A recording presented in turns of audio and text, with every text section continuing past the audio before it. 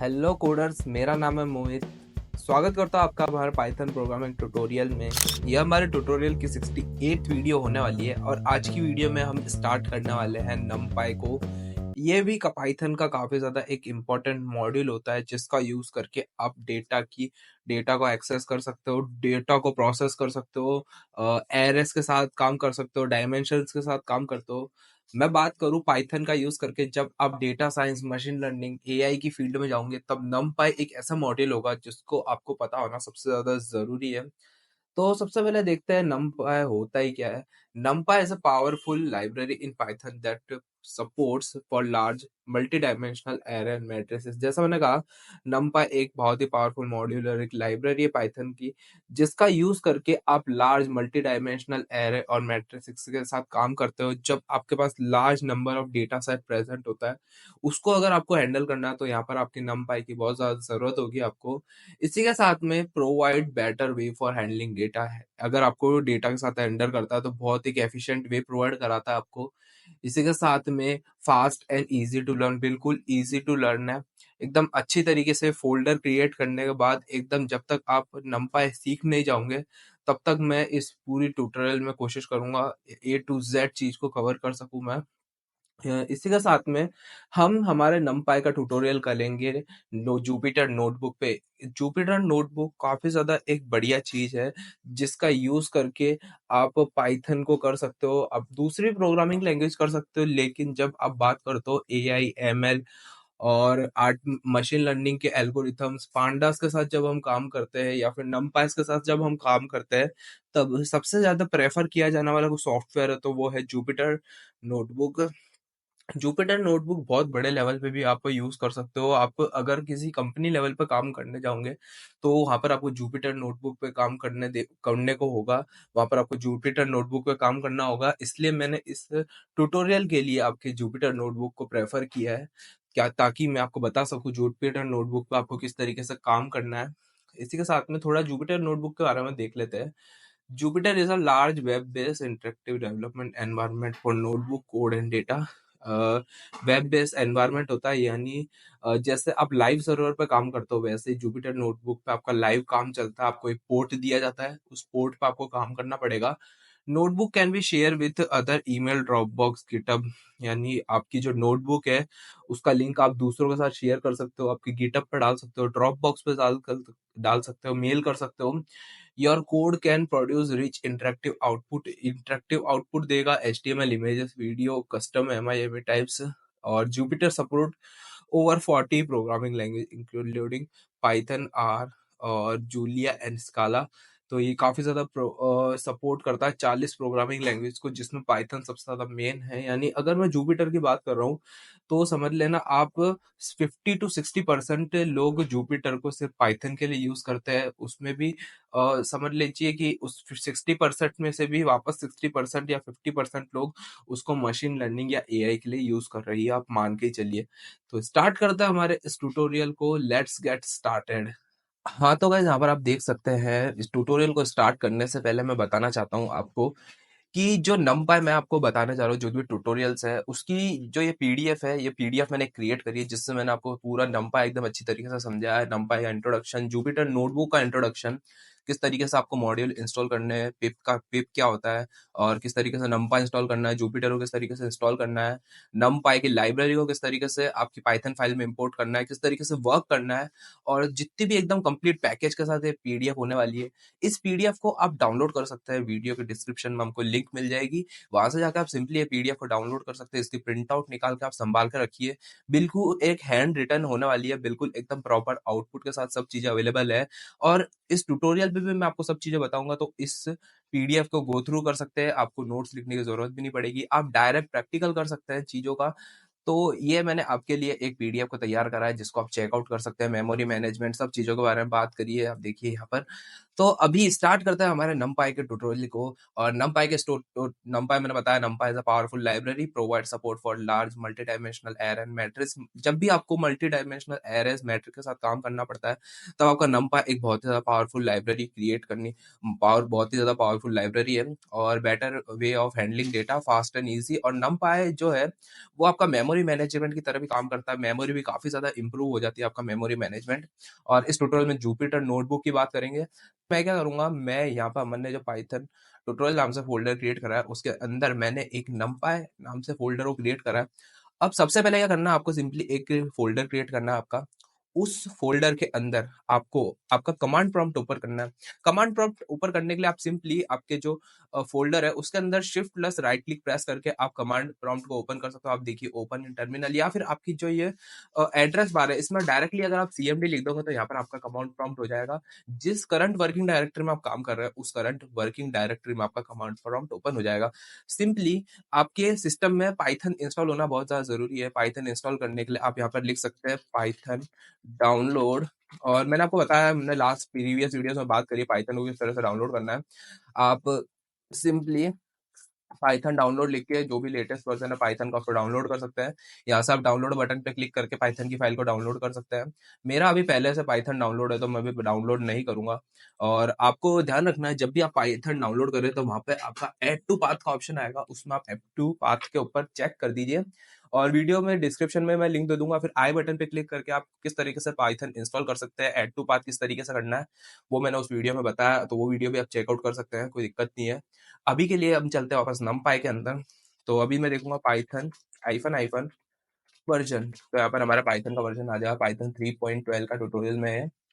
सबसे पहले numpy install करना है, तो मैं लिखूंगा पाइथन इंस्टॉल numpy। करंटली मेरी जो numpy लाइब्रेरी है वो करंटली इंस्टॉल है हमारे सिस्टम में, तो अभी हमारा इंस्टॉल नहीं हुआ। लेकिन अगर आपके सिस्टम में इंस्टॉल नहीं होगी तो आप ये प्रोग्राम रन करके, इस कमांड को रन करके आप आपकी numpy लाइब्रेरी को इंस्टॉल कर सकते हैं। इसी के साथ में मैं आपको बताऊंगा कि जुपिटर को किस तरीके से इंस्टॉल करना है। काफी लोग क्या करते हैं, जुपिटर की वेबसाइट पे जाके जुपिटर को इंस्टॉल करते हैं, लेकिन क्योंकि हम सिर्फ पाइथन में काम कर रहे हैं तो मेरे को जुपिटर किसी दूसरे के लिए नहीं चाहिए, मेरे को जुपिटर सॉफ्टवेयर की जरूरत नहीं है, मुझे जुपिटर नोटबुक चाहिए। तो जैसे ही मैं यहाँ पे लिखूंगा पिप इंस्टॉल जुपिटर, तो यहाँ पर आप देख सकते हैं पूरी तरीके से आपका इंस्टॉल होगा जुपिटर। करंटली मेरे numpy और जुपिटर दोनों इंस्टॉल है। और सिंपली जुपिटर चालू करने के लिए आपको कोई ज्यादा हार्ड एंड फास्ट नहीं है, सिंपली जिस वर्किंग डायरेक्टली पे आपको जुपिटर चालू करना है उस वर्किंग डायरेक्टली को कमांड प्रॉम्प्ट में ओपन करना है और यहाँ पे लिखना है जुपिटर नोटबुक। तो जैसे मैं जुपिटर नोटबुक यहाँ पर लिख दूंगा तो यहाँ पर आप देखिए मेरा जुपिटर नोटबुक हमारे ब्राउजर के अंदर ओपन हो गया। और ब्राउजर के अंदर ही आपका एक एनवायरनमेंट क्रिएट हो जाएगा। आपको इस बात का ध्यान रखना है कि जुपिटर नोटबुक के साथ काम करने के लिए आपका पाइथन और numpy आपके सिस्टम में सक्सेसफुली इंस्टॉल होना चाहिए। तो यहाँ तक आपका समझ आ गया होगा, आई होप। आपको पीडीएफ में भी गो थ्रू कर सकते हैं कि पीडीएफ में मैंने बताया कि इंस्टॉल करना है numpy को, इंस्टॉल करना है जुपिटर को, और जुपिटर नोटबुक लिख के आपको सिंपली आपकी जुपिटर कमांड को ओपन करना है। अब आप देखिए मैं थोड़ा जुपिटर का ग्लैंस दे देता हूँ कि जुपिटर किस तरीके से काम करता है, किस तरीके से आपको फाइल क्रिएट करनी है। लेट्स सी कि जब भी आप जुपिटर में काम करते हो तो यहाँ पर आपको क्या करना है, यहाँ पर आपको न्यू फाइल ओपन करनी है। यहाँ पर आप देखिए न्यू नोटबुक को यहाँ पर ओपन करना है और अपने आप ही यहाँ पर एक नोटबुक क्रिएट हो जाएगी। आप देखिए पाइथन 3 का आपको सिलेक्ट करना है, ऑलवेज प्रेफर करना है और यहाँ पर सिलेक्ट कर देना है। तो यहाँ पर आपकी एक जुपिटर नोटबुक यहाँ पर क्रिएट हो गया है। तो इस टाइप का कुछ इंटरफेस आपको देखने को मिलेगा और इसमें सब चीजें बताता हूँ क्या होती है। तो ये तो सबसे पहला आपका बटन हो गया सेव करने का फाइल। जब भी आपको सेव करनी है या फिर चेक पॉइंट क्रिएट करना है आपका, तो ये यहाँ से क्रिएट कर सकते हो। यहाँ पर आपको एक ये इस चीज को बोलते हैं हम सेल। ये हो गया हमारा एक सेल, इसके अंदर आप कमांड्स लिखते हो। लेट्स सी, आप इसमें पाइथन का कुछ भी कमांड लिख सकते हो। मैं लिखूंगा पाइथन हेलो वर्ल्ड, मैं लिखूंगा पाइथन हेलो वर्ल्ड। तो पाइथन ही है, सिंपल कुछ नहीं है। और अगर आपको एंटर प्रेस करोगे तो सिंपली आप सेल के अंदर नीचे चल जाओगे, यानी आपको फॉर लूप ऐसा कुछ चलाना है तो आप ऐसा फॉर लूप चला सकते हो, टैप करके इंडेंटेशन क्रिएट कर सकते हो। लेकिन जब आपको एक्सिक्यूट करना है तो यहाँ पे दो ऑप्शन होते हैं एक्सिक्यूट के। अगर आप यहाँ पे रन पे क्लिक करोगे, जस्ट रन दिस सेल, तो आप रन कर सकते हो।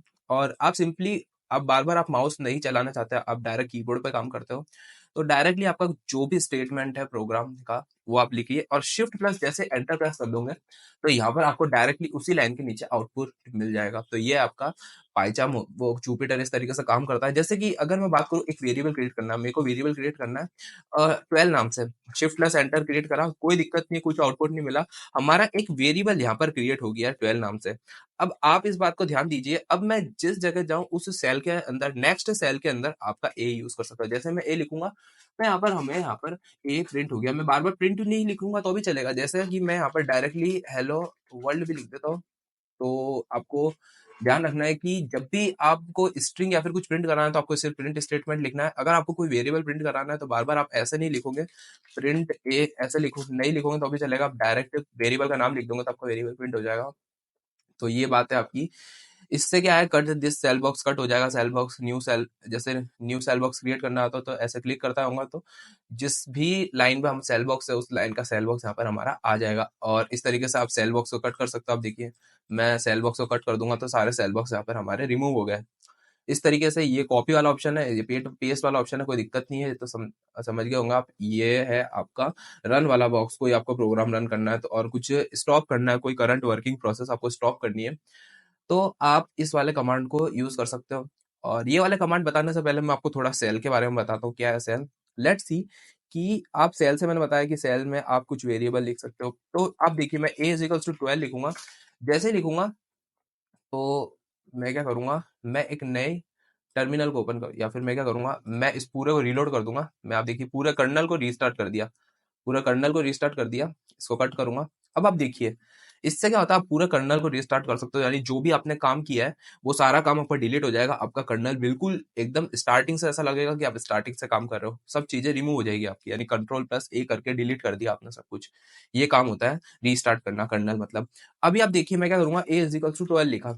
अब आप देखिए जैसे मैंने ए इज इक्वल टू 12 लिखा तो यहाँ पर हमारा 1 आ गया है, यहाँ पर आप देखिए 1 लिखा हुआ आ गया, यानी ये हमारा फर्स्ट स्टेटमेंट है।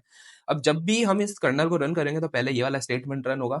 अगर मैं इधर एंटर, मैं इस लाइन को स्किप कर देता हूँ, मैं कुछ लाइन को स्किप कर देता हूँ तो ये हमारा स्किप हो गया लाइन। और यहाँ पर मैं लिखूंगा ए को अगर प्रिंट कर रहा हूँ तो यहाँ पर आप देखिए ये हमारा फर्स्ट लाइन हुई, ये हमारी सेकंड लाइन हुई। अगर मैं इधर अब कुछ b इज इक्वल टू 3 लिखूंगा तो ये हमारी स्टेटमेंट फर्स्ट हुआ, ये हमारा स्टेटमेंट सेकंड हुआ और ये हमारा स्टेटमेंट थर्ड हुआ। जब भी ये कर्नल रन होगा तो सबसे पहले ये वाला स्टेटमेंट रन होगा, नेक्स्ट हमारी ये वाला स्टेटमेंट रन होगा, फिर हमारा ये वाला स्टेटमेंट रन होगा। और क्या क्यों होगा सब बताऊंगा मैं, किस तरीके से क्या है ये। मैं अगर यहाँ पर ब्री को प्रिंट करना चाहता हूँ, यहाँ पर ब्री प्रिंट हो गया है। अभी आप देखिए, अभी आप देखिए मैं क्या करूंगा, मैं यहाँ पर लिख रहा हूँ ये, अभी अब देखिए मैं सी लिखूंगा और सी को अगर यहाँ पे प्रिंट कराने की कोशिश करूँ तो यहाँ पर आप देखिए हमारी एक नॉट डिफाइंड वाली एरर आ गई है। मैं क्या करूं, अगर मैं सी को यहाँ पर डिफाइन करूं, मैं अगर सी लिखता हूँ 61, सी को यहाँ पर डिफाइन करूँ तो यहाँ पर देखिए सी डिफाइन हो गया सक्सेसफुली।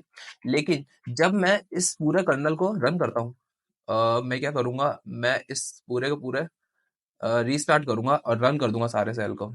तो क्या है ये, अब आप देखिए जिस जिस तरीके से हमारा सेल काम कर रहा है, सबसे पहले ये रन होगा, ये रन होगा, ये रन होगा और यहाँ पर हमारा सी भी यहाँ पर रन हो जाएगा। जैसे आप कर्नल को रीस्टार्ट करोगे तो लाइन वाइज वापस हमारा ये सब रन होने लग जाएगा। तो ये है कर्नल का सिस्टम, आप समझ गए होंगे।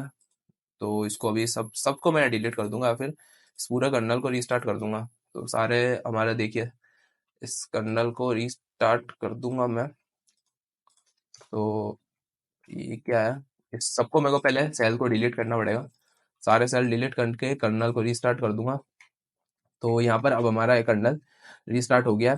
और ये एक होता है मार्क डाउन और कोड। कोड का क्या मतलब होता है, कोड अगर यहाँ पर आप इस कोड को सिलेक्ट करोगे तो यहाँ पर कुछ भी लिखोगे तो वो एज अ पाइथन कोड काम करेगा। मैं लिखूंगा हेलो तो एज अ पाइथन कोड काम कर रहा है। लेकिन क्या हो कि आपको कुछ कमेंट लिखना हो तो कमेंट लिखने के लिए आप मार्क डाउन कर सकते हैं। अब मार्क डाउन में भी काफी सारी चीजें होती है, हैश लिखकर आप अगर आप लिखेंगे this is नंपाई tutorial, this is नंपाई tutorial और एंटर प्रेस करेंगे तो यहाँ पर आप देखिए हमारा नंपाई ट्यूटोरियल आ गया है। मैं लिखूंगा स्टार स्टार हेलो और वापस लिख दूंगा स्टार स्टार। तो मेरे को मार्क डाउन करना पड़ेगा, यहाँ पर मेरे को लिखना पड़ेगा मार्क डाउन। मैं इसको करूंगा मार्क डाउन पहले, या फिर इधर ही वापस करता इसको करूंगा मार्क डाउन। और जैसे इसको एंटर प्रेस करूंगा तो यहाँ पर आप देखिए बोल्ड हो चुका है, हमारा हेलो लिखा हुआ है वो बोल्ड हो चुका है। आप लिख सकते हैं कि this is Mohit PRAJ Prajapat. वापस अगर हैश लगा दूंगा तो क्या होगा, वापस हैश लगा दूंगा कोई दिक्कत नहीं, कुछ भी नहीं हुआ। अंडरस्कोर लगाऊं तो किस तरीके से होगा, दिस अंडरस्कोर दिस। तो मार्कडाउन को मेरे को पहले सिलेक्ट करना बहुत ज़्यादा ज़रूरी है, मार्कडाउन सिलेक्ट होना बहुत ज़्यादा ज़रूरी है यहाँ पर। तो इसको कर दूंगा मार्कडाउन। तो इससे क्या होगा, इससे आपका इटैलिक हो जाएगा। अगर मैं डबल अंडरस्कोर लगा देता हूँ, इधर भी डबल अंडरस्कोर लगा दूंगा तो बोल्ड हो जाएगा। और ये क्या होगा, इधर एक और यार डबल मैं लिखूंगा दिस। तो ये क्या होगा, अब ये अंडरस्कोर आ गया और ये दिस यहाँ पर इटैलिक के अंदर आ गया। इटैलिक आपको करना है तो अंडरस्कोर आप लिख सकते हो। और अब मैं ट्रिपल अगर स्टार लगाता हूँ, मैं अगर 3 स्टार लिखता हूँ तो क्या होगा यहाँ पर, मैं इसको करूंगा 1 2 3 और फिर लगूंगा हेलो, फिर वापस 1 2 3 लिखूंगा। तो अब ये बोल्ड और इटैलिक दोनों हो चुका है। तो बोल्ड करने के लिए आपको सिंपली स्टार लगाना है, इटैलिक करने के लिए अंडरस्कोर, और हेलो लिखने के लिए आप सिंपली कुछ भी कर सकते हो, जैसे कि बोल्ड ट्रिपल अगर आप बोल्ड लगा दोगे तो आप बोल्ड और इटैलिक दोनों हो जाएगा आपका। तो ये हो गया आपकी मार्कडाउन के बाद। अब स्टार्ट करते हैं हमारे नमपाई को। तो नमपाई इंपोर्ट करना पड़ेगा सबसे पहले पाइथन के अंदर। तो मैं नमपाई को इंस्टॉल करूंगा, इंपोर्ट नमपाई एस एनपी। तो सबसे पहले वापस मेरे को क्या करना पड़ेगा, सबसे पहले कर्नल को रीस्टार्ट कर देता हूँ मैं सबसे पहले। तो यहाँ पर कर्नल स्टार्ट हो गया और ये हमारा फर्स्ट स्टेटमेंट हो गया। स्टेटमेंट्स का काफी ज्यादा इंपॉर्टेंट रोल होता है, स्टेटमेंट्स आपको ध्यान रखने पड़ेंगे कि क्या है स्टेटमेंट्स के अंदर। तो यहाँ पर आप देखिए, मैं पीडीएफ में भी गो थ्रू करूंगा। सबसे पहले आप देखिए, इंपोर्ट करूंगा नमपाई। तो नमपाई इंपोर्ट करने के बाद क्या करा मैंने, नमपाई इंपोर्ट करा एनपी के थ्रू। तो जब भी आपको अब नमपाई यूज करना है, तो अब नमपाई का कोई मेथड यूज करना है तो एनपी डॉट लिख सकते हो। बार बार आपको नमपाई लिखने की जरूरत नहीं, आप direct MP dot array, NP dot sort, MP dot max, इस तरीके से आप काम कर सकते हो नमपाई के अंदर। सबसे पहले मैं खुद की एक एरे क्रिएट कर सकता हूँ। तो एरे भी अब दो टाइप की होती है, एरे होती है वन डायमेंशनल, मल्टी डायमेंशनल, दो टाइप की एरे होती है। सबसे पहले देखते हैं वन डायमेंशनल एरे क्या होता है। और वन डायमेंशनल डायमेंशनल एरे आपकी एक लिस्ट होती है, सिंपल सी, कोई दिक्कत नहीं है। लेकिन जब आप नमपाई एरे के साथ काम करते हैं तो मेमोरी मैनेजमेंट का काफी ज्यादा इंपॉर्टेंट रोल प्ले करती है। अब मेमोरी मैनेजमेंट भी किस तरीके से काम करता है वो भी आने वाली वीडियोस में देखेंगे। आगे हम बात करेंगे मेमोरी मैनेजमेंट, क्यों आपको नमपाई यूज करना चाहिए और क्यों आपको पाइथन की एरेस को यूज नहीं करना चाहिए। तो अभी के लिए आप देखिए, अभी मैं एक एरे क्रिएट करूंगा, मैं लिखूंगा np डॉट एरे। तो जैसे मैं लिखूंगा np डॉट एरे, तो मेरे को इसके अंदर एक एरे क्रिएट करना पड़ेगा। अभी आप देखिए 1 2 3 ये लिख के मैं एक एरे को यहाँ पर कर सकता हूँ। अब मेरे को एरे प्रिंट कराना है, तो यहाँ पर आप देखिए, यहाँ पर हमारा एक एरे प्रिंट हो चुका है। यहाँ पर आप देखिए हमारा एक एरे प्रिंट हो चुका है। तो ये आपका सिंपल वन डायमेंशनल एरे, आप इसमें लीनियर एरे है जिसमें सिर्फ एक एक्सिस है। अब अगर आपको पता हो कि हम टू डायमेंशनल एरे की बात करते हैं, हम मैट्रिक्स देखते हैं, तो मैट्रिक्स क्या होती है, टू डायमेंशनल एरे होती है मैट्रिक्स। सिंपल सी बात है, आप मैट्रिक्स की बात करोगे तो टू डायमेंशनल एरे होती है मैट्रिक्स। तो यहाँ पर आप देखिए कि यहाँ पर ये वाली जो हमारी एरे है, यहाँ पर मैंने एक एग्जांपल जो लिया है, ये एक टू डायमेंशनल एरे है। और यहाँ पर आप देखिए ये एरे किस तरीके से क्रिएट करा, मैं करके बताता हूँ एक बार वापस। मैं मैं क्या करूंगा, मैं लिखूंगा two array, two D array, और इधर लिखूंगा मैं np डॉट एरे। और टू डी एरे क्रिएट करने के लिए आपको क्या करना है, टू डी एरे क्रिएट करने के लिए सबसे पहले आपको ब्रैकेट क्रिएट करना पड़ेंगे। और उस ब्रैकेट के बाद जितनी भी रो आपको क्रिएट करनी है उस एरे के लिए, वो रो आप सिंपल क्रिएट कर सकते हो। जैसे कि अगर मैं यहाँ पर एक रो क्रिएट करना चाहता हूँ तो मैं लिखूंगा 1 1 2 3। तो ये हमारी फर्स्ट रो क्रिएट होगी। इसी तरीके से सेकंड रो भी आप क्रिएट कर सकते हो, 4 5 6। और इसी तरीके से सेवंथ रो भी क्रिएट कर सकते हो। सेवंथ रो कैसे होगी, 7 8 9। तो आप देखिए 1 2 3 4 5 6 7 8 9। और जितने भी आपके एक रो के अंदर एलिमेंट लिखोगे वो आपकी हो जाएगी उस एरे के कॉलम्स। ये आपके रो हो गए और ये कॉलम्स हो गए। अब एंटर प्रेस करूंगा तो यहाँ पर आप देखिए, यहाँ पर आप देखिए क्या एरर आ रही है, इन वैलिड डेसिमल लिटरल। तो मेरे को यहाँ पर डेसिमल नहीं लिखना पड़ेगा, मैं डायरेक्ट लिख देता हूँ एरे टू। मैं यहाँ पर डायरेक्ट एरे टू लिख देता हूँ। तो ये क्या हुआ, अब यहाँ पर आप देखिए हमारी एक एरे क्रिएट होगी। अगर मैं लिखता हूँ ARR2, तो यहाँ पर हमारी एक 2D एरे प्रिंट होगी। ये 1D एरे होगी इसमें, यानी फर्स्ट डायमेंशनल एरे। और ये आपकी होगी टू डायमेंशनल एरे। तो ये सिंपल सी है, एरे किस तरीके से प्रिंट कराना है, ये आपकी सिंपल सी बात होगी। अब नेक्स्ट हम देते हैं कि डी टाइप क्या होता है, यानी डेटा टाइप्स क्या होते हैं इसके अंदर। एरे के भी कुछ डेटा टाइप्स होते हैं, यानी integer 1, integer 8, integer 16, integer 34, integer. तो इस टाइप से होते हैं। किस तरीके से इंटीजर क्या होते हैं, जो आपके डी टाइप होते हैं एरेस के अंदर, यानी एनपी एरे के अंदर आपके जो डी टाइप होते हैं वो आपके मेमोरी मैनेजमेंट में काफी ज्यादा हेल्पफुल होते हैं। जब आप मेमोरी मैनेजमेंट के साथ काम करोगे, जब आपको पता है कि एरे के अंदर कितने लिमिट का डेटा आपको एंटर करना है, तब आपको डी टाइप यूज करना, आप यूज करोगे तो काफी ज्यादा आप फायदेमंद रहोगे। जैसे कि मैं यहाँ पर पीडीएफ में लिखा है कि डी टाइप क्या होता है। जैसे कि अगर मैं इंट डी टाइप की बात करूँ तो उसके अंदर आप -128 से लेकर प्लस +128 तक की वैल्यू एंटर कर सकते हो उस एरे के अंदर। अगर इंट 16 की बात करूँ तो उसके अंदर आप -32768 से लेकर +32768 तक की वैल्यू प्रेजेंट कर सकते हो। और 32 में और बड़ी वैल्यूज को एंटर कर सकते हो। जितनी ज्यादा आप बड़े बढ़ाते जाओगे उतनी ज्यादा वैल्यूज को आप एंटर कर सकते हो।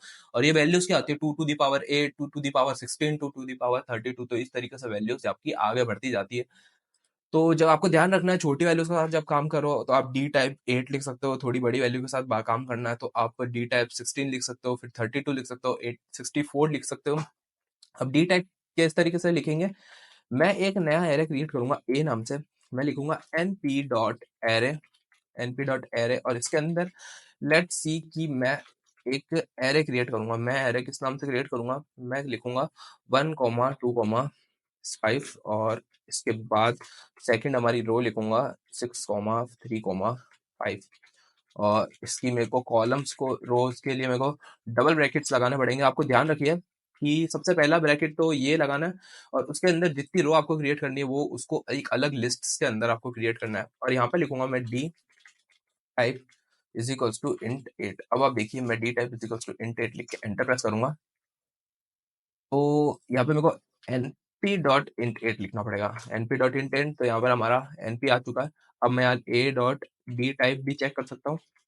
a.d टाइप int8 आ रहा है। इसी तरीके से arr2 का अगर मैं चेक करने की कोशिश करूँ तो क्या आएगा, लेट्स सी।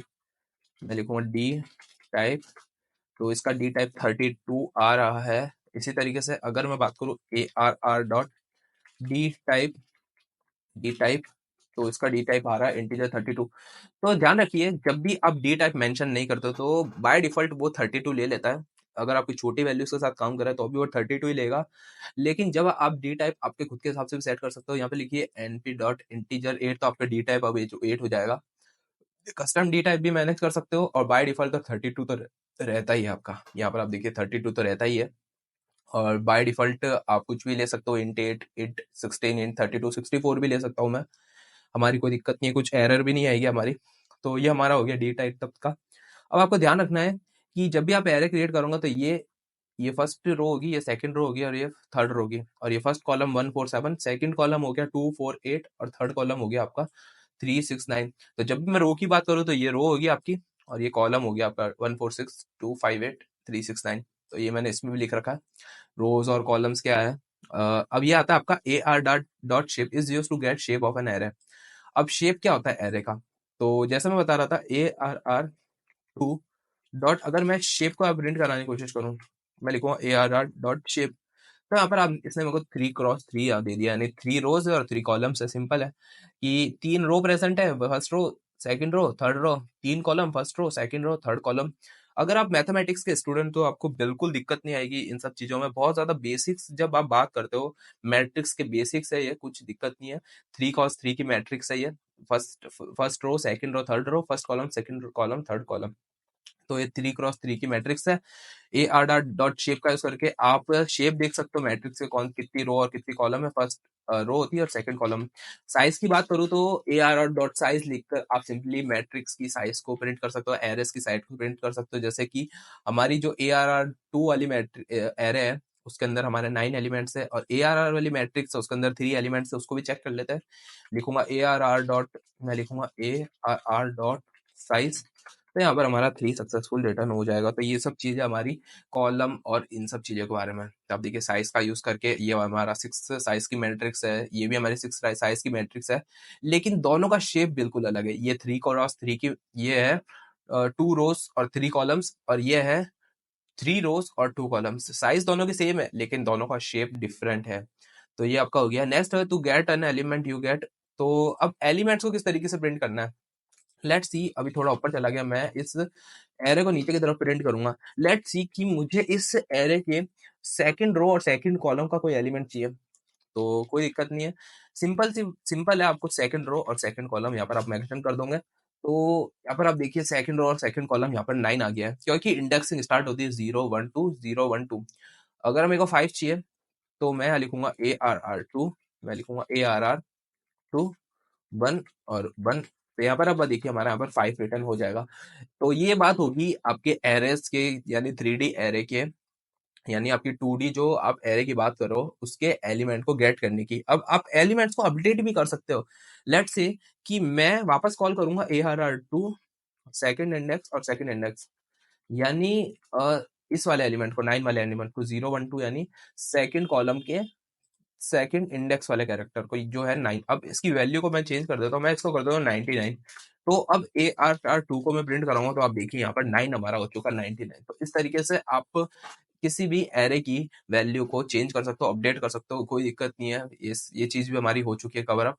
तो अब ये रहता है कि आप एरे कितने टाइप से क्रिएट कर सकते हो। सबसे पहला वे तो आप देख लिया कि आप डायरेक्ट ARR NP एरे लिखकर, सिंपल सी बात है, एक सिंपल एरे किस तरीके से क्रिएट कर सकते हो वैसे क्रिएट कर सकते हो। सबसे पहले आपको एक लिस्ट क्रिएट करनी है, उसके अंदर जितनी भी रोज है वो आपको क्रिएट करनी है, और रोज के एलिमेंट जो भी होंगे आपके, जैसे 5 6 4 5 6, तो ये आपके कॉलम्स हो जाएंगे।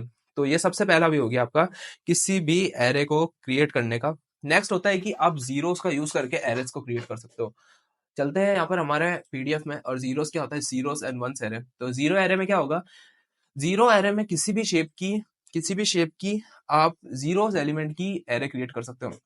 जैसे कि अगर मैं जीरोस एरे की बात करूँ तो मैं लिखूंगा zeros is equals to np.zeros, np.zeros। इसके अंदर मेरे को दो वैल्यूज को पास करना पड़ेगा, इसमें मेरे को शेप लिखनी पड़ेगी कि कितनी रो और कितनी कॉलम की आपको जीरोस की एरे चाहिए। लेट्स से मेरे को जीरोस की एरे चाहिए, 2 कॉलम होने चाहिए और 2 रो होनी चाहिए और 4 कॉलम होने चाहिए। एंटर प्रेस करूंगा तो कुछ भी रिटर्न नहीं हुआ, लेकिन हमारी इंटरनली एक जीरोस की एरे क्रिएट हो गई है। प्रिंट करा कर आपको बताऊं तो अगर आप देखिए 0 0 0, 2 रो है और 3 कॉलम है, सारे एलिमेंट्स 0 0 0।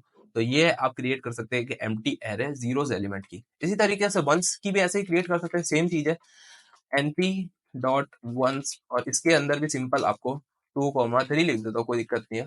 नेक्स्ट हम 3 की बात करेंगे। अब आप देखिए 2 रो और 3 कॉलम के आपके पास सारे एलिमेंट 1 है, वो एरे क्रिएट हो गया। तो ये हो गया आपका फर्स्ट मेथड। जैसा कि मैंने आपको पीडीएफ में बताया कि ये आपका हो गया फर्स्ट मेथड। जीरोस की एरे क्रिएट कर सकते हैं, बस 1 की एरे क्रिएट कर सकते हैं। इसी तरीके से आप रेंज का यूज करके भी एरेस को क्रिएट कर सकते हैं। एरेस को एक लीनियर एरे क्रिएट होती है, जब भी आप रेंज का यूज करोगे तब आपकी एक 1 डायमेंशनल लीनियर एरे क्रिएट होती है, जिसको आप 2 डायमेंशनल 3 डायमेंशनल क्रिएट कर सकते हो। अभी के लिए आप देखिए मैं सिर्फ ए रेंज की बात करूंगा। मैं लिखूंगा a range is equals to np dot arange. तो ये भी एक फंक्शन होता है। रेंज और अरेंज के अंदर आप कंफ्यूज मत होइए, रेंज का मतलब आपका अलग होता है, अरेंज भी आपका सिमिलर तरीके से काम करता है, लेकिन ये एक नमपाई का फंक्शन है जिसका यूज करके आप लीनियर एरे को क्रिएट कर सकते हो। इसके अंदर आपको वैल्यू को पास करना है कि 0 से लेकर कौन से इंडेक्स तक आपको आपके वैल्यूज चाहिए आपकी एरे के अंदर। इसको सेव करूंगा, मैं लिखूंगा अरेंज। तो यहाँ पर आप देखिए इसने एक हमें लीनियर एरे प्रिंट करके दे दी है, जिसके सिर्फ एक रो है और 9 कॉलम्स है, जिसकी वैल्यूज है 0 1 2 3 4 5 6 7 8 9। यहाँ पर काउंट नहीं हुआ।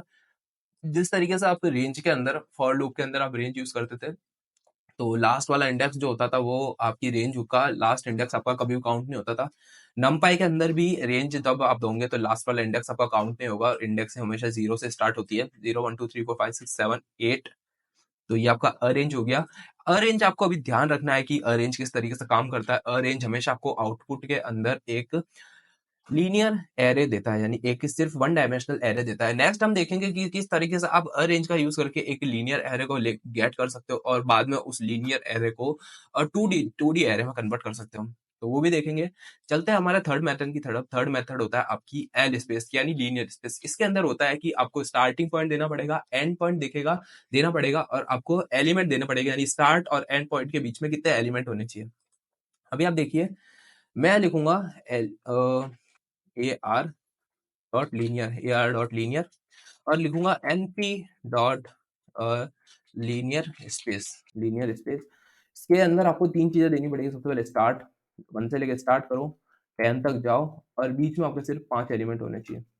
इसको रन करूँगा तो यहाँ पर एक लीनियर एरे इसने हमको दे दी। अब आप देखिए लीनियर एरे तो हमको दे दी लेकिन कुछ अलग से एलिमेंट्स आपको देखने को मिल रहे होंगे। 1 आ गया, फिर 3.25 हो गया, 5.5, 7.75, 10 लेकिन चीज़ जो इसमें बात करने की चीज़ है वो है आपके 1, 2, 3, 4, 5 1 से स्टार्ट हुआ, 10 पे कंप्लीट हुआ और बीच में आपके 5 एलिमेंट और सारे एलिमेंट का जो गैप देखोगे यानी सेकंड इंडेक्स, फर्स्ट इंडेक्स वाला एलिमेंट्स, 0th इंडेक्स वाले एलिमेंट को अगर लेस करोगे तो इसका डिफरेंस है 2.25, इसका डिफरेंस है 2.25, इसका डिफरेंस है 2.25 और इन दोनों के बीच का डिफरेंस भी है 2.25। तो यहाँ पर भी मैंने लिखा है कि सबका डिफरेंस आ रहा है 2.25। तो इसका मतलब क्या है, जब भी आप लीनियर स्पेस का काम करते हो, तो लीनियर स्पेस क्या करता है, लीनियर स्पेस आपको स्टार्ट से लेकर एंड तक आपको जितने भी एलिमेंट चाहिए वो एलिमेंट दे देगा और हर एलिमेंट का बीच का जो गैप होगा वो हमेशा सेम होगा। अभी आप देखिए मैं एक टेम्प नाम से मैं क्या करूँगा, एक एक्स नाम से एक एनपी डॉट लीनियर स्पेस नाम से एक और क्रिएट करूँगा और इस बार मैं आपको थोड़ी ऐसी चीज़ बताऊँ जिसमें आपको थोड़ा समझ आए। लेट्स सी मैं लिखूँगा 1 से लेके 4 करो और हर और 4 एलिमेंट ही उसमें होने चाहिए। 1 से लेकर 4 चाहिए मेरे को एलिमेंट, स्टार्टिंग 1 से होनी चाहिए, 4 तक जानी चाहिए और बीच में 4 एलिमेंट होने चाहिए। एक्स को प्रिंट करूँगा तो आप देखिए 1, 2, 3, 4 सबका डिफरेंस 1 है और 1 से लेकर 4 तक हो गया और बीच में 4 एलिमेंट। तो ये आपका हो चुका है लीनियर स्पेस। तो इस टाइप से भी आप एक एरे को क्रिएट कर सकते हैं। इसमें भी आपका लीनियर एरे काम करता है। हम देखेंगे कि लीनियर एरे को किस तरीके से आप 2D एरे में कन्वर्ट कर सकते हैं। नेक्स्ट हमारा होता है कि एम्प्टी एरे को किस तरीके से क्रिएट कर सकते हैं, यानी रैंडम, इसको आप एम्प्टी भी बोल सकते हो, रैंडम भी बोल सकते हो। जो बोलना चाहते हो आप बोल सकते हो, यानी एम्प्टी, रैंडम जो बोलना चाहते हो बोल सकते हो। किस तरीके से काम करता है? यहाँ पर आप देखिए मैंने एम्प्टी लिखा है। एम्प्टी के अंदर आपको सबसे पहला रो पास करनी पड़ेगी, रो कॉलम पास करना पड़ेगा और इसमें लिखा है with empty you can create a empty array of random elements. Empty का यूज़ करके आप एम्प्टी एलिमेंट्स की एरे को क्रिएट कर सकते हो। मैं लिखूँगा empty is equals to NP dot empty और इसके अंदर लेट्स सी कि मैं 3, मैं 3, लिख देता हूँ। 3, लिख देता हूँ। एंटर प्रेस करूँगा तो यहाँ पर एक क्या एरर आई है, can not enterprise 3 as data types. अब देखिए मैं ऊपर जब काम कर रहा था, तब जब भी आपको रो कॉलम लिखनी है तो आपको रो कॉलम एक टपल के फॉर्म में एंटर करनी पड़ेगी। तो इसके अंदर हमारी एरर इसलिए आ रही है क्योंकि मैंने इसको टपल के फॉर्म में एंटर नहीं किया। अब मैं करूँगा 3, तो यहाँ पर आप देखिए अब हमारी एरर नहीं है। तो ये छोटी-छोटी एरर मैं जान करके इसलिए क्रिएट कर रहा हूँ, ताकि जब आप इस ऐसे कन्फ्यूजन में फँसो, जब भी आपकी कुछ ऐसी एरर आए, तब मैंने खुद आपको एक एरर क्रिएट करके बताई। अब आप इस चीज़ का ध्यान रखोगे कि इस चीज़ आपको करनी नहीं है। आपको जब भी कुछ रो और कॉलम पास करना है, तब आपको उसको एक टपल के फॉर्म में पास करना पड़ेगा। तो यहाँ पर आप देखिए अब मैं इसको एम्प्टी प्रिंट करूँगा, तो एम्प्टी क्या कर रहा है, एम्प्टी हमको सारे 0 एलिमेंट की एरे को प्रिंट करके दे रहा है। तो ये हमारा एम्प्टी आ गया है। तो ये हमारा एम्प्टी यहाँ पर आ चुका है, एम्प्टी एरे क्रिएट करेगा सारे रैंडम एलिमेंट्स की। तो इसको अगर वापस रन करूँ और नेक्स्ट इसको वापस रन करूँ, तो भी हमको एम्प्टी एरे यहाँ पर दे रहा है और इसका डेटा टाइप भी लिख सकता हूँ। मैं लिखूँगा d type is equals to int NP dot int 32 लिख देता हूँ, तो 32 हो जाएगा अभी। यहाँ पर आप देखिए जैसे मैंने इसको 32 करा, तो इसने 32 की वैल्यूज़ के रैंडम वैल्यूज़ को यहाँ पर प्रिंट करके दे दिया। अब डी टाइप लिखोगे तब 32 लिखेगा, कुछ भी नहीं लिखोगे तो, और कुछ भी नहीं लिखूँगा तो क्या होगा देखते हैं। जैसे कि अगर मैं यहाँ पर कुछ भी नहीं लिखता और इसको एंटर करता और मैं इसका डी टाइप प्रिंट करना, डॉट डी टाइप प्रिंट करा था, तो इसने फ्लोट 64 दे दिया हमको। और अगर मैं इसका डी टाइप लिख देता, मैं लिखता comma d type is equals to, d type लिख के ही चलते हैं, कोई बात नहीं है, एनपी डॉट इंट 8 इंट कर देता हूँ 8। अब इसका डी टाइप हो चुका है 8 और एम्प्टी को अगर वापस प्रिंट करा के दिखाऊँ, एम्प्टी को प्रिंट करूँगा, मैं लिखूँगा एम्प्टी, तो यहाँ पर हमारी एम्प्टी एरे यहाँ पर क्रिएट हो चुकी है। रैंडम एलिमेंट्स, कुछ भी एलिमेंट्स हो सकते हैं। अभी आप देखिए कुछ भी एलिमेंट है, अब वापस यहाँ पर 0 एलिमेंट्स यहाँ पर आ चुके हैं। तो ये आपका हो गया एम्प्टी एरे। तो एम्प्टी एरे आपके इस तरीके से काम करती है। नेक्स्ट चलता है हमारी क्या होती है, नेक्स्ट होती है आपकी identity. Similar to identity, similar होती है आइडेंटिटी किस तरह से, we can create a 2D identity array of same row same column with all diagonal element 1। तो एम्प्टी आइडेंटिटी क्या होती है, आइडेंटिटी एरे आपकी आइडेंटिटी मैट्रिक्स की तरह होती है। आइडेंटिटी एरे के अंदर आपकी रोज और कॉलम आपके सेम नंबर्स के होती है। आप देखिए मैं 3 लिखूंगा तो 3 रोज और 3 कॉलम्स आपके प्रेजेंट होंगे और उसमें इंपॉर्टेंट चीज क्या होगी, सारे एलिमेंट्स आपके जीरो होंगे। सारे एलिमेंट 0 होंगे सिर्फ डायगोनल एलिमेंट्स को छोड़ के। डायगोनल पे जो भी एलिमेंट होगा उसकी वैल्यू हमेशा 1 होगी। अब आप देखिए मैं लिखूँगा identity identity is equals to NP dot identity और इसके अंदर मेरे को वैल्यू को पास करना पड़ेगा। लेट्स सी 3 को पास करता हूँ। आइडेंटिटी को प्रिंट करा के देखूँगा।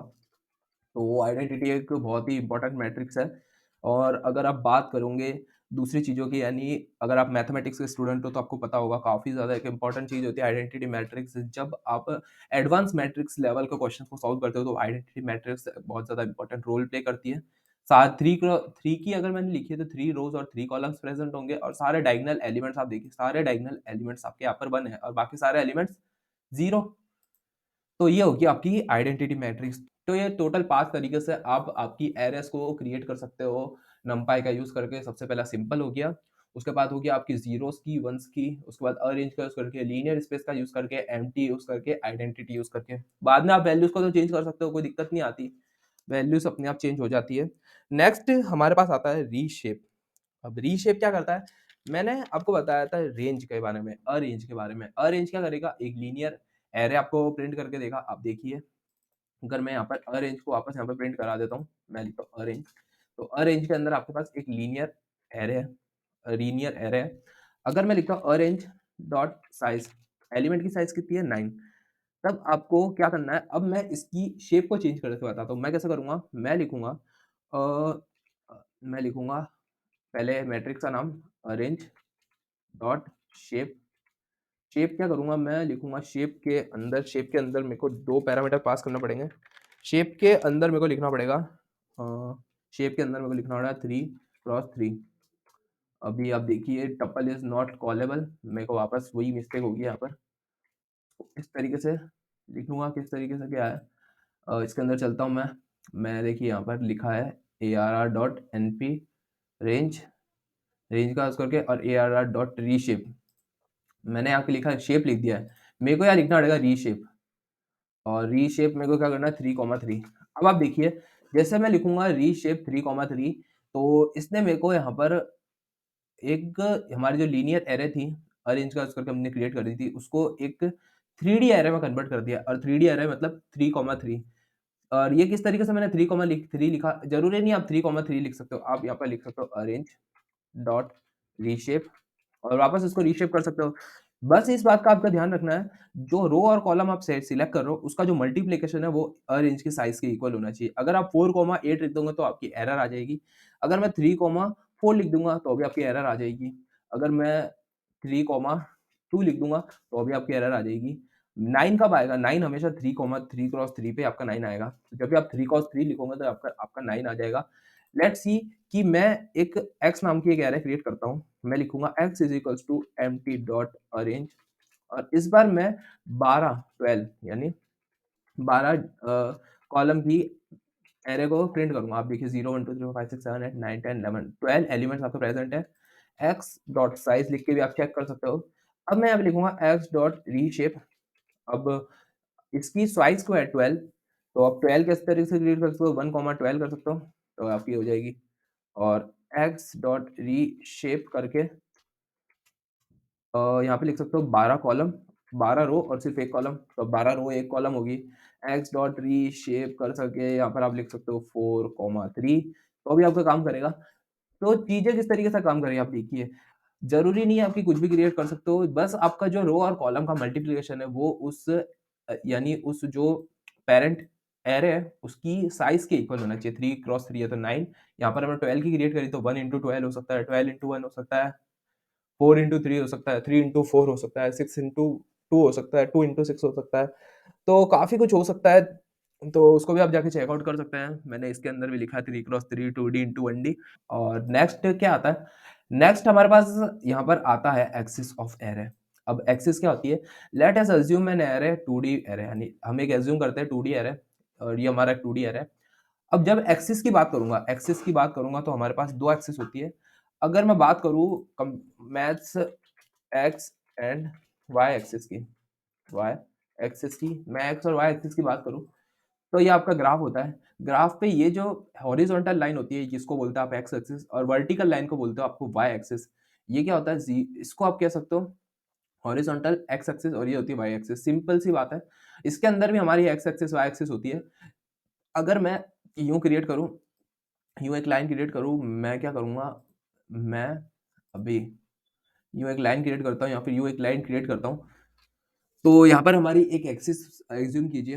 अब जो आपकी ये वाली जितनी भी चीजें होगी, यानी हॉरिजॉन्टली जितनी भी चीजें होगी वर्टिकली, यानी 147 256 258 368, जैसे मैंने यहाँ पे लिखा है कि जो रोज जितनी भी आपकी होगी वो एक्सिस 1 होगी और कॉलम जितने भी होंगे वो एक्सिस 0 होंगे। तो रो क्या होती है, रो हॉरिजॉन्टली होती है। तो 1 2 3 4 5 6 7 8 9, ये आपकी एक्सिस 1 होगी। एक्सिस हमेशा ध्यान रखना, एक्सिस आपकी जो लेटी हुई चीज होगी, यानी जो सोता हुआ होगा वो एक्सिस 1 होगा और जो खड़ा होगा वो एक्सिस 0 होगा।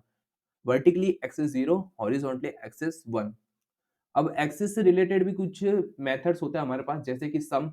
अब आप सम भी रिटर्न कर सकते हो किसी एक्सिस से रिलेटेड, जैसे कि अगर मैं सम लिखूंगा, sum is equals to axis से 0 लिखूंगा, तो एक्सिस 0 का सम यानी 1 4 7 12 2 5 8 15 3 6 9 18। और एक्सिस 1 का अगर सम की बात करूं तो एक्सिस 1 का सम यू होगा हमेशा, लेटा हुआ 2 4 3 1 4 3 1 2 3 4 5 6 7 8 9। इसको भी करके देखते हैं। मैं एक नई एरे को क्रिएट कर देता हूँ। मैं लिखूंगा कि axis array is equals to, axis की बात कर रहा था, एक्सिस एरे लिख देता हूँ, np डॉट एरे। और इस एरे के अंदर मेरे को एरे को लिखना पड़ेगा। मैं एक 2D एरे क्रिएट करूंगा, तो ये हमारे 2D एरे का फर्स्ट रो होगी 2 1 2 3। और इसी तरीके से यहाँ पर आ जाएगा 4 5 6। नेक्स्ट यहाँ पर आएगा हमारा एक और एलिमेंट आएगा यहाँ पर 5 6 आ गया, 7 8 9। तो ये हमारी एक 2D एरे यहाँ पर क्रिएट हो चुकी है। अगर मैं लिखूंगा एक्सिस ARR, तो यहाँ पर हमारी एक 2D एरे यहाँ पर आ चुकी है। जो ये हमारी सब हो जाएगी रो, ये एक्सिस हो जाएगी, ये वाली जो एक्सिस होगी रो वाली, ये होगी एक्सिस 1 और ये वाली होगी एक्सिस 0। क्या है एक्सिस में जो लेटी हुई है वो axis 1, axis 1, axis 2, axis 3, axis 0, axis 0, axis 0। अगर मेरे को जितनी भी एक्सिस 0 है, यानी जो भी हमारी वर्टिकल लाइंस है, उन सारी वर्टिकल लाइंस का सम चाहिए, यानी 1 4 7 2 5 8 3 6 9। अगर आप स्टैटिक्स पढ़ी है तो स्टैटिक्स में भी आप ऐसा करते हो कि जितनी भी कॉलम्स होते हैं, सारे कॉलम्स का अगर आपको सम चाहिए तो आप लिखोगे axis dot ARR, axis ARR dot sum. या फिर आप लियो लिखोगे, यानी ऐसे लिखोगे np डॉट सम। और इसके अंदर आपको दो चीज़ों को पास करना पड़ेगा। सबसे पहली होगी आपकी एरे का नाम, एक्स वो यानी हम बात करेंगे एक्सिस, हमारी एरे का नाम। और उसके बाद कौन सी एक्सिस की बात करूँगे, एक्सिस इज इक्वल्स टू 0। तो एक्सिस 0 की बात करूँगा, तो इसने क्या रिटर्न करा। अब देखिए 12 15 और 18 हमारी जितनी भी वर्टिकल है, वर्टिकल जो भी, यानी सारे कॉलम्स का इसने सम रिटर्न कर दिया। 7 + 4 11 + 1 12 आ गया, 8 + 2 10 + 5 15। इसी तरीके से 6 + 3 9, 6 + 3 9 और 9 + 9 18 यहाँ पर हमारा आ चुका है। इसी तरीके से अगर मैं इसको कॉपी करके यहाँ पे पेस्ट करता हूँ और इस बार करता हूँ एक्सिस 1, तो यहाँ पर आप देखिए 1 2 3 हमारा अब यूं हमारा करेगा, यानी रोज का सम इसको देगा। एक्सिस 1 में हमको क्या मिलेगा, रोज का सम मिलेगा। 1 2 3 6 6 आ गया, और 6 + 4 5 + 5 15। इसी तरीके से 9 + 7 16 + 8 24। वही मैंने यहाँ पे लिखा था 1 + 4 12 5 16 और 6 15 24। तो ये आपकी दो एक्सिस प्रेजेंट होती है आपकी, और इस तरीके से आप एक्सिस का सम को प्रिंट कर सकते हो एरस के अंदर। आप देखिए चीजें कितनी ज्यादा आसान हो रही है जब हम नमपाई का यूज कर रहे हैं। अगर मैं इसी चीज को पाइथन प्रोग्रामिंग का यूज करके करता तो मेरे को कितने फॉर लूप लगाने पड़ते, कितने व्हाइल स्टेटमेंट लगाने पड़ते, कितने ज्यादा लॉजिक को क्रिएट करना पड़ता। लेकिन जब मैं नमपाई के साथ काम कर रहा हूँ चीजें बहुत ज्यादा आसान हो जाती है। इसको ही कहते हैं हम लाइब्रेरीज। और लाइब्रेरीज होती इसलिए कि आपका जो काम होता है, प्रोग्रामिंग होती है, उसको ईजी बनाने के लिए आपकी लाइब्रेरीज अवेलेबल होती है। जितनी भी आप प्रोग्रामिंग लैंग्वेज की बात करते हो, पाइथन की बात करूँ, जेंगो की बात करूँ, जावा की बात करूँ, सी प्लस प्लस की बात करूँ, जितनी भी लाइब्रेरीज है वो आपका काम आसान बनाने के लिए होती है, कोई काम ज्यादा करने के लिए होती ही नहीं है। अभी वापस चलूँगा मैं मेरे पीडीएफ में और देखते हैं नेक्स्ट क्या है। नेक्स्ट हमारे पास है एन डॉट डिन। अब ये क्या करेगा? ये सिंपली कुछ नहीं है कि हमारे जितने भी, अभी हम सिर्फ 1 डायमेंशनल और 2 डायमेंशनल मैट्रिक्स और एरे की बात कर रहे हैं।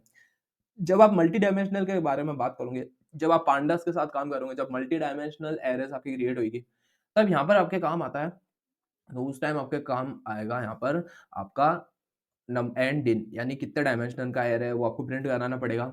अगर अभी मैं आपको यूज़ करके बताऊँ तो अभी आप देखिए हमारी एक एरे क्रिएट करी थी 1 डायमेंशनल वाली थी, ARR2 नाम की एरे आपकी 2 डायमेंशनल थी। अगर मैं लिखूँगा ARR.endDiv तो यहाँ पे आपको 1 रिटर्न करेगा क्योंकि 1 डायमेंशनल एरे है और यहाँ पर अगर एंड ARR2 पे अगर सेम फंक्शन रन करूँ, मैं यहाँ पर लिख रहा हूँ ARR2 dot एंडिम, number of dimension यहाँ पर हमारी 2 है, तो ये आपका एंडिम हो गया। अब नेक्स्ट आता है कि how to get maximum element from array, और मैक्सिमम और मिनिमम की बात आती है जब भी आप बात करते हैं मैक्सिमम और मिनिमम। तो अब मैक्सिमम मिनिमम भी देख लेते हैं क्या है, किस तरीके से काम करता है। तो लेट्स सी, मैं क्या करूँगा, मैं एक रैंडम एरे को क्रिएट करूँगा मैक्सिमम और मिनिमम समझाने के लिए। मैं कुछ नहीं करूँगा, मैं एक रैंडम एरे को क्रिएट करूँगा। मैं लिखूँगा x is equals to np.array और इस np.array का यूज़ करके मैं मैक्सिमम मिनिमम की बात करूँगा। तो यहाँ पर एक एरे क्रिएट करता हूँ, मैं लिखूँगा 1, 2, 2, 3 और ये हमारा फर्स्ट हो गया, फर्स्ट रो 0, 8, 69 और ये हमारा सेकंड रो होगी। इसी तरीके से थर्ड रो भी क्रिएट कर दूंगा 69, 5, 8। तो ये हमारी 2 क्रिएट हो चुकी है। एक 2 डायमेंशनल एरे यहाँ पर क्रिएट हो चुकी है। लेट्स सी, मेरे को इस 2 डायमेंशनल एरे का मैक्सिमम एलिमेंट चाहिए, तो लिखूंगा x डॉट आर्ग्यूमेंट मैक्सिमम। तो इसने हमको 5 रिटर्न करके दिया। अब 5 क्यों रिटर्न करके दिया, लेट्स सी। तो इसने हमको 5 रिटर्न करके दिया, तो 5 क्यों रिटर्न करा? अगर मैं इसको as a 1 dimensional array consider करूँ तो ये फर्स्ट एलिमेंट, ये सेकंड, ये 0th index, second first index, second index, third index, fourth index, fifth index. Fifth index के ऊपर आपका 69 प्रेजेंट है, इसलिए इसने आपको 5 यहाँ पे रिटर्न करके दे दिया है। इसी तरीके से x.arg min रन करूंगा, मैं लिखूंगा arg min, तो इसने हमको 3 रिटर्न करके दे दिया। और इसमें आपके देखिए हमारा सबसे स्मॉलेस्ट वैल्यू है 0, 0th first index, second index, third index. तो यहाँ पर आप इसने सिमिलरली हमको थर्ड इंडेक्स रिटर्न करके दे दिया। अब आप स्पेसिफिक एक्सिस के ऊपर भी आपका जो मैक्सिमम और मिनिमम आर्ग्यूमेंट रन कर सकते हो, मैक्सिमम और मिनिमम आर्ग्यूमेंट। तो सेम एग्जांपल को लेके काम करूंगा, मैं लिखूंगा x डॉट arg मैक्स निकाल दो, लेकिन एक्सिस आपकी होनी चाहिए x इज इक्वल टू 0। अब देखिए क्या रिटर्न करा इसने, रिटर्न करा 2, 1, 1। अब क्यों रिटर्न करा 2, 1? मैंने आपको बताया था जब भी आप एक्सिस 0 की बात करो, उस टाइम आप बात कर रहे हो वर्टिकल। आप जब भी एक्सिस 0 की बात करो, आप वर्टिकल चीजों का बात करो। वर्टिकल में आप देखिए ये फर्स्ट वाली एक्सिस का वर्टिकल बनी, मैंने कॉलम 1 की बात कर रहा हूँ, तो कॉलम 1 पे सेकंड वाला 0, 1, 2 यानी सेकंड इंडेक्स, तो उसने सेकंड इंडेक्स दे दिया। इसी तरीके से कॉलम सेकंड के अंदर आपको मैक्सिमम क्या है 8, तो ये कौन सा इंडेक्स हो गया, फर्स्ट वाला इंडेक्स, तो यहाँ पे 1 आ गया। इसी तरीके से थर्ड कॉलम के अंदर आपका मैक्सिमम एलिमेंट कौन सा है, 69, कौन से इंडेक्स पे है, फर्स्ट इंडेक्स पे है, फर्स्ट इंडेक्स इस तरीके से आपका रिटर्न हो चुका है। इसी तरीके से अगर मैं एक्सिस 0 की मिनिमम वैल्यूज को फाइंड आउट करूं, मैं लिखूंगा एक्सिस 0 मिनिमम, तो इसने रिटर्न करा 100। अब 100 के तरीके से फर्स्ट कॉलम के अंदर सबसे smallest character 0, first call second column के अंदर 2 और थर्ड कॉलम के अंदर 3। तो ये सेकंड इंडेक्स हो गया, फर्स्ट इंडेक्स हो गया, फर्स्ट इंडेक्स हो गया, तो ये आपके हो गया इंडेक्स। इसी तरीके से अगर मैं यहाँ पर x को प्रिंट कराकर मैं x डॉट arg मैक्स लिखता हूँ, arg मैक्स, लेकिन इस बार मैं बात करूंगा एक्सिस इज इक्वल्स टू 1 की। एक्सिस 1 के लिए बात करेंगे। एक्सिस 1 पे इसने मेरे को क्या रिटर्न करा, एक्सिस 1 पे इसने मेरे को रिटर्न करा है 2, 2 और 0। एक्सिस 1 मतलब होता है रो, और फर्स्ट रो के अंदर मैक्सिमम एलिमेंट है 3 जो कि सेकंड इंडेक्स पे है। सिमिलरली सेकंड आपकी रो के ऊपर हमारा जो 69 है वो मैक्सिमम एलिमेंट है जो कि सेकंड वाले इंडेक्स के ऊपर है, और थर्ड वाली रो के अंदर 69 0th इंडेक्स पे आपका प्रेजेंट है। Similarly x dot arg min का यूज करके एक्सिस लिखूंगा मैं 1, axis is equals to 1, run करूंगा। सिमिलर आप देखिए किस तरीके से रन करा, मिनिमल एलिमेंट मिल गया 0th वाला, रो 1 के अंदर 1 हमारा स्मॉलेस्ट वैल्यू है, रो सेकंड के अंदर 0 और रो थर्ड के अंदर 5, 0, 0, 1, 0, 0, 1 रिटर्न हो गया। और यही चीज मैंने हमारी पीडीएफ के अंदर भी लिखी है, आप देखिए 2, 2, 1, 1, 1, 0, 0 और 2, 2, 0, सेम एग्जांपल लिया है। लेकिन आप देखिए मैंने यहाँ पर सॉर्ट लिखा, सॉर्ट आपके पाइथन के अंदर सॉर्ट फंक्शन होता है जो क्या करता है, किसी भी एरे को सॉर्ट कर देगा। अब जब मैं नमपाई के बारे में बात करूँ तो नमपाई के अंदर भी आपका सॉर्ट होता है, तो सॉर्ट करेगा, सिंपल सी बात है, सॉर्ट की बात कर रहा हूँ, यानी स्मॉल वैल्यू पहले और बड़ी वैल्यू बाद में। तो रन करूंगा, एक्स को प्रिंट कराऊंगा। अब आप देखिए अब हमारी सब चीजें चेंज हो गई है, 1, 2, 3 0869 5869 जितनी भी आपकी रोज थी वो सारी रोज को इसने सॉर्ट करके प्रिंट कर दिया। अब आप देखिए किस तरीके से है, 1 2 3 0 8 69 पहले से सॉर्ट है, फर्स्ट वाला पहले से सॉर्ट है, सेकंड वाला पहले से सॉर्ट है, लेकिन रो 3 क्या है, रो 3 है 6958, इसने इसको कर दिया 5869, तो इसने थर्ड रो को सॉर्ट कर दिया है। जैसा मैंने आपको बताया था, third this row is sorted, यानी थर्ड रो आपकी सॉर्ट हो चुकी है। हमने सेम एग्जांपल लिया, सेम सॉर्ट फंक्शन यूज करा है और सेम आउटपुट यहाँ पर आपको देखने को मिलेगा। इसी के साथ में आप एरिथमेटिक ऑपरेशंस के साथ भी काम कर सकते हैं। जब आप बात करते हैं नमपाई के बारे में, जब भी आप नमपाई का यूज करते हैं तो आप एरिथमेटिक ऑपरेशंस के साथ भी काम कर सकते हैं। लेट्स से मैं दो लिस्ट क्रिएट करता हूँ, अगर मैं पाइथन के अंदर होता है तो लेट्स से मैं अभी पाइथन की बात नहीं करता, अभी मैं ARR2 लिखूंगा। ARR2 आपका इस तरीके से है। मैंने एक आइडेंटिटी मैट्रिक्स क्रिएट करी थी, मैं लिखा था आइडेंटिटी। तो मैं यहाँ पर आइडेंटिटी की स्पेलिंग सही कर देता हूँ। सबसे पहले की बात, आइडेंटिटी की स्पेलिंग। अब मैं क्या चाहता हूँ, मैं ARR2 और आइडेंटिटी को ऐड कराना चाहता हूँ। मैं लिखूंगा ARR2 प्लस आइडेंटिटी, और सारे एलिमेंट्स को उसने ऐड कर दिया। आप देखिए 1+1 2, 2+0 2, 3+0 3, 4+0 हो जाएगा 5+6, सारे एलिमेंट इसने ऐड कर दिया। आप देखिए जितने इसमें क्या होता है कि जितने भी डायगोनल पे एलिमेंट होते हैं वो ऐड हो जाते हैं, पूरी की पूरी सेम प्रिंट होगी, लेकिन जो एलिमेंट्स यानी फर्स्ट इंडेक्स का फर्स्ट एलिमेंट ऐड हो गया, जो भी करस्पॉन्डिंग एलिमेंट्स है उसका एडिशन यहाँ पर परफॉर्म हो चुका है। लेकिन अगर मैं, तो ये चीज होती है, ये सिर्फ आपकी नमपाई के अंदर काम करती है। अगर मैं पाइथन के अंदर काम कर रहा होता और दो लिस्ट को अगर प्रिंट कराने की कोशिश करता, मैं लिखा एक लिस्ट ये होगी, सेकंड लिस्ट आपकी ये होगी, दोनों लिस्ट को प्रिंट कराऊंगा, ऐड करूंगा, तो यहाँ पर आप देखिए सिंटेक्स एरर आ गई है क्योंकि मैंने पैरेंथेसिस गलत लगा दिया।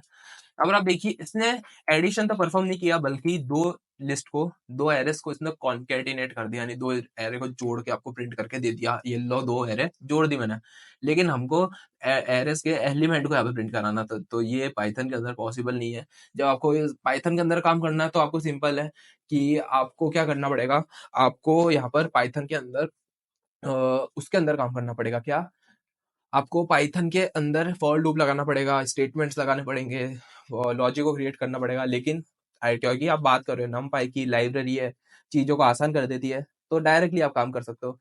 आइडेंटिटी के साथ ये होता है, और आइडेंटिटी के साथ में आप मल्टीप्लीकेशन भी कर सकते हो, एरिथमेटिक ऑपरेशन, यानी सारे एरिथमेटिक ऑपरेशन। आइडेंटिटी, तो आइडेंटिटी में क्या था कि डायगोनल वाले एलिमेंट 1 होते हैं, बाकी सब 0, तो बाकी सब इसने 0 कर दिया, और डायगोनल पे जो भी एलिमेंट था वो वैसे का वैसे इसने प्रिंट करके दे दिया, अगर मैंने मल्टीप्लीकेशन यहाँ पर यूज करा। तो यही चीज थी आपकी एरिथमेटिक ऑपरेशन। जैसे कि यहाँ पर भी आप देखिए दो एरे क्रिएट करे, प्लस करके बताया, मल्टीप्लीकेशन भी करके बताया मैंने आपको यहाँ पर। इसके साथ में आप स्क्वायर रूट्स को भी फाइंड आउट कर सकते हो इसके अंदर। स्क्वायर रूट को फाइंड आउट करने के लिए आपको सिंपली np.square रूट, और जिस भी एरे का आपको स्क्वायर रूट चाहिए वो एरे यहाँ पर आप लिख सकते हो। लेट्स सी, मैं लिखूंगा np.sqrt, और मेरे को चाहिए एरे 2 का स्क्वायर रूट। प्रिंट करूंगा तो जो भी एलिमेंट है उन सबके स्क्वायर रूट्स यहाँ पर आपको मिल जाएंगे। जैसे कि लास्ट एलिमेंट था 99, तो वो हो सकता है 9 के पास एलिमेंट है तो 9.94, उसका स्क्वायर रूट यहाँ पर इसने प्रिंट करा के दे दिया है। अगर सम कर सकते हो, सम एलिमेंट, सारे एलिमेंट का सम ले सकते हो, मैं लिखूंगा np.sum, और सम किसका करो, एरे 2 का सम कर दो। तो जितने भी एरे 2 का एलिमेंट है उन सबका सम यहाँ पे 135 यहाँ पर आ चुका है। अगर मैं एरे 2 को प्रिंट कराता हूँ तो यहाँ पर आप देखिए इन सारे एलिमेंट्स का सम 135 है, और ये हमको यहाँ पर रिटर्न हो चुका है।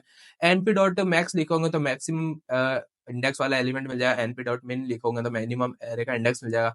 नेक्स्ट हमारे साथ आता है कि वेयर कंडीशन। अब वेयर कंडीशन के अंदर आप कंडीशंस क्रिएट कर सकते हो। यहाँ पर आप देखिए मैं लिखूंगा np.where, और इसके अंदर एक कंडीशन मेरे को लिखनी पड़ेगी। क्या लिखनी पड़ेगी, ARR2 के अंदर से जितने भी एलिमेंट है, जो एलिमेंट 5 से बड़े हैं वो एलिमेंट यहाँ पर मेरे को रिटर्न कर दो। तो उसने सारे एलिमेंट जो भी 5 से बड़े हैं वो यहाँ पर इसने रिटर्न कर दिए हैं। अब देखिए क्या है 1,2, यहाँ पर आप देखिए फर्स्ट यानी 1,2 यानी ये वाला, और इसके बाद इसने रिटर्न किया 2,0 यानी 7, और इसने रिटर्न करा 2,1 और 2,2। अब देखिए यू आपको इसको आप पढ़े गलत रहोगे, मैं आपको बताता हूँ इसको पढ़ना कैसे है। इसने मेरे को दो एरेस को रिटर्न करा, फर्स्ट एरे ये है और सेकंड एरे आपको ये है।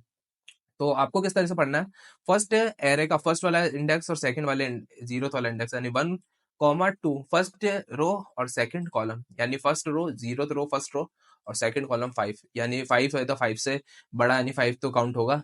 और इसी तरीके से 2,0, तो ये 2,07, 2,1 8 हो गया, 2,2 99, तो ये सारे एलिमेंट्स आपके 5 से बराबर है या फिर 5 से बड़े हैं। तो इस तरीके से आपको इस चीज़ों को रिटर्न करना है। और इसी तरीके से np dot count non zero को कर सके, आप काउंट कर सकते हैं नॉन जीरो को। मैं लिखूंगा आइडेंटिटी, मैं लिखूंगा आइडेंटिटी, आइडेंटिटी मैट्रिक्स आ जाएगी। मैं लिखूंगा np डॉट काउंट, काउंट कर दो नॉन जीरो एलिमेंट को, नॉन जीरो, जितने भी नॉन जीरो एलिमेंट है उन सारे नॉन जीरो एलिमेंट को काउंट कर दो आइडेंटिटी मैट्रिक्स में से, आइडेंटिटी मैट्रिक्स में से। तो इसने काउंट कर दिया, टोटल 3 एलिमेंट आपके नॉन जीरो है और जो कि डायगोनल एलिमेंट है। तो ये आपका हो गया count non zero elements. Next हमारे पास आता है मेमोरी मैनेजमेंट। मैंने सबसे स्टार्ट कर रहा था तब मैंने आपको बताया था NumPy आपका मेमोरी मैनेजमेंट का काम करता है, आपका मेमोरी इसको सेव करता है। किस तरीके से, क्यों मैं ऐसा कह रहा था ये भी देखते हैं कि क्या है, क्यों मैं ऐसा कह रहा था, मेरे को ऐसा क्यों बोल रहा था। प्रैक्टिकल करके बताऊंगा, कुछ भी चीज मैं हवा में नहीं कहूंगा। जितनी भी चीजों की बात करूंगा सब चीजों को प्रैक्टिकल करूंगा कि क्यों ऐसा हो रहा है, कि क्या है। आप मुझे नीचे कमेंट में भी पूछ सकते हैं अगर आपको कुछ समझ नहीं आ रहा हो तो लेट्स सी। मैं लिखूंगा एक पाइथन की एरे क्रिएट करूंगा, पाइथन की एरे, इसके अंदर 3 एलिमेंट होंगे 1, 2, 3। तो अब आप देखिए PRAR, ये आपकी एक पाइथन एरे क्रिएट होगी। अब इसी पाइथन एरे का यूज करके एक NumPy एरे क्रिएट करते हैं। मैं लिखूँ np_ar, और NumPy एरे कैसे क्रिएट करें, np डॉट एरे, और इसके अंदर पाइथन एरे को पास कर दूंगा। मैं कुछ अलग चीज नहीं लिखूंगा, पाइथन एरे का यूज करके NumPy एरे क्रिएट करा। आपने को बोलना मत कि मैंने ये क्यों क्रिएट करा, ऐसे क्या क्रिएट करा। अब आप देखिए, मेरे को गेट साइज करनी है, मेरे को पाइथन एरे कितनी मेमोरी यूज कर रहा है वो गेट करनी है। मैं सिस्टम को इम्पोर्ट कराऊंगा, मैं करूंगा सिस्टम को इम्पोर्ट कराऊंगा, मैं करूंगा system dot gate size of 1, यानी एक बाइट कितनी, यानी एक वैल्यू 1 कितनी आपकी बाइट लेता है, यानी 1 इंडेक्स कैरेक्टर आपकी कितनी बाइट लेता है वो लूंगा। और इसको मल्टीप्लिकेशन कराऊंगा लेंथ ऑफ PYAR। तो इससे इससे क्या होगा, इससे आपकी जो ये PYAR यानी पाइथन की एरे है उसकी यहाँ पर साइज आ जाएगी जो कि है 84। अब सिमिलरली मैं हमारे NumPy एरे की साइज को प्रिंट कराता हूँ। तो NumPy एरे की साइज प्रिंट कराना कोई ज्यादा बड़ी बात नहीं है। मैं लिखूंगा np dot size item size, मैं लिखूंगा np dot item size, item की साइज मल्टीप्लाई कर दो इसको npar डॉट साइज से, npar की साइज से, एंटर प्रेस करूंगा। अब देखिए कितना ज्यादा फर्क आ रहा है। जो पाइथन एरे है उसके साइज है 84, लेकिन जो NumPy एरे है उसके साइज है 12। तो बहुत ज़्यादा डिफरेंस आ रहा है और आप अब समझ गए होंगे कि आपको क्यों NumPy एरे यूज़ करना चाहिए, क्यों इस तरीके से काम करता है। तो हमने कंप्लीट कर लिया आपका NumPy बिल्कुल बेसिक से लेकर एडवांस तक। अब आप NumPy का यूज़ करके आप पांडास को सॉल्व कर सकते हो। आप मशीन लर्निंग, आर्टिफिशियल इंटेलिजेंस की जो मैट्रिक्सेस होती है, एडवांस डेटा होता है, मैनिपुलेशन होता है, उसके साथ आप काम कर सकते हो। मैंने काफ़ी सारी चीज़ों के बारे में बात कर ली है। और आप इस PDF को ज़रूर डाउनलोड कर देना, क्योंकि इस PDF में मैंने बिल्कुल हैंड रिटन सब चीज़ें करी है। मैंने सब चीज़ें एकदम अच्छी तरीके से समझाई है आपको। अगर आपको कुछ भी चीज़ समझ नहीं आती इस PDF से रिलेटेड, ट्यूटोरियल से रिलेटेड, तो भी आप मुझे नीचे कमेंट करके बता सकते हो। मैं डेफिनेटली आपकी हेल्प करूंगा उस टॉपिक से रिलेटेड। तो आज की वीडियो में इतना ही। आज की वीडियो में हमने NumPy को बिल्कुल अच्छी तरीके से कंप्लीट कर दिया। नहीं, हमारी पाइथन प्रोग्रामिंग की प्लेलिस्ट के काफ़ी ज़्यादा आगे पहुंच चुके हैं। नेक्स्ट वीडियो में हम बात करेंगे पांडास के बारे में। हम पांडास लाइब्रेरी को यूज़ करके डेटा मैनिपुलेशन करेंगे, CSS फाइल को हैंडल किस तरीके से कर सकते हैं। लास्ट वीडियो हमने XML, API, JSON, Shuttle module और OS मॉड्यूल, काफ़ी सारी चीज़ों का हम बात कर ली है। अभी लगभग हमारी जो पाइथन की प्लेलिस्ट है और कंप्लीट तो हो चुकी है, लेकिन अब मैं बात कर रहा हूँ एडवांस टॉपिक के बारे में और ऐसे टॉपिक्स के बारे में जो मैटर करते हैं, रियली जो चीज़ें मैटर करती है, जो ट्रेंडिंग में चल रही है चीज़ें, जो कंपनी की डिमांड है, इंडस्ट्री क्या चीज़ डिमांड कर रही है, उन सब चीज़ों के बारे में बात कर रहा हूँ अभी के लिए। तो इस प्लेलिस्ट को आप एक्सेस कर लीजिए, यहाँ पर क्लिक करके दोस्तों के साथ शेयर कर लीजिए, बुकमार्क कर लीजिए, सेव बिल्कुल कर लीजिए, आप यहाँ पर सेव कर लीजिए इस प्लेलिस्ट को। तो बस गाइज आज की वीडियो में इतना ही। अगर आपको वीडियो में कुछ भी समझ आया तो आप मुझे नीचे कमेंट करके बता सकते हैं, और वीडियो इंटरेस्टिंग लगे तो लाइक कर दीजिए, चैनल पे नया तो चैनल को सब्सक्राइब कर दीजिए, बेल नोटिफिकेशन ऑन कर लीजिए अपडेट्स के लिए। तो बस आज की वीडियो में इतना ही। मिलता है आपको एक नेक्स्ट वीडियो में एक नए टॉपिक के साथ में। तब तक के लिए जय हिंद।